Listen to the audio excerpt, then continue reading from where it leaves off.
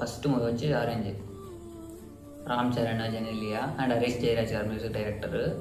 Cinema ఎంత బాగుంటుందంటే ఆ లవ్ ట్రాక్ కానీ, ఆ రామ్ చరణ్ గారిది ఆ 9 లవ్ స్టోరీస్ కానీ, అందులో ఒక లవ్ స్టోరీలో ఎమోషన్స్ కానీ ఎక్స్ప్లెయిన్ చేస్తుంటాడు.